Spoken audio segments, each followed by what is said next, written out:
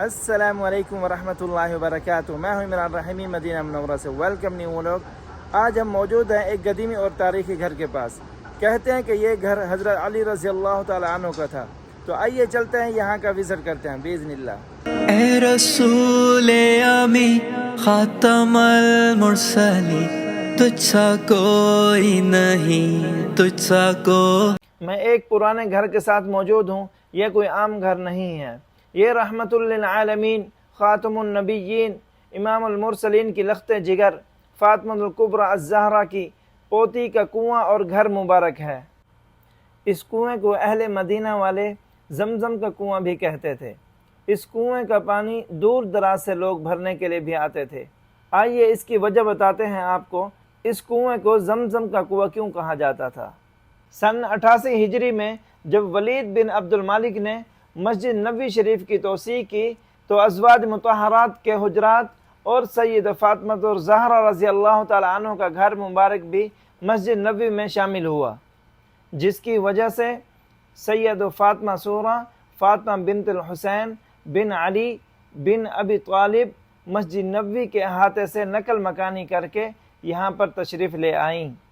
فاطمہ کے جو خامند تھے ان کے چچا زاد الحسن ابن علی بن ابی طالب رضوان اللہ اجمعین تھے، اور یہ سب اپنی دادی کے گھر جو کہ فاطمہ الزہرا رضی اللہ تعالیٰ عنہ کا تھا وہاں پر رہائش پذیر تھے۔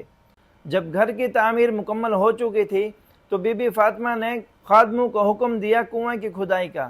تقریباً کچھ ہی کھدائی کی تھی تو نیچے سے ایک بہت بڑی چٹان نکل آئی، جس کی وجہ سے کنویں کی کھدائی کا کام روکنا پڑا۔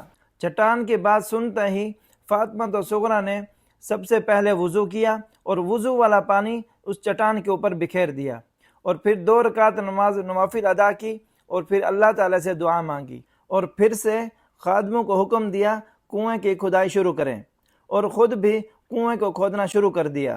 کچھ وقت کے بعد نیچے سے پانی ظاہر آنا شروع ہو گیا، جس کے بعد اہل مدینہ والے دور دراز کے علاقوں سے بھی پانی بھرنے کے لیے یہاں پر تشریف لاتے تھے۔ اس نسبت سے اس کنویں کو زمزم کا کنواں بھی کہتے ہیں۔ مدینہ مدینہ مدینہ، رحمت کی ایک گھٹائیں تو جی ماشاءاللہ آپ نے اس گھر مبارک کی زیارت کی، تو میں آپ کو بتاتا ہوں یہ زیارت کہاں پر واقع ہے۔ عمر بن خطاب روڈ، جو مسجد نبوی شریف سے 2.5 کلومیٹر کی دوری پر موجود ہے۔ آپ جب بھی یہاں پر آئیں آپ وزٹ کر سکتے ہیں۔ تو جی پھر ملتے ہیں نیکسٹ ولاگ میں، تب تک کے لیے اجازت، اپنا خیال رکھیے گا اور مجھے دعاؤں میں یاد رکھیے گا۔ اللہ حافظ۔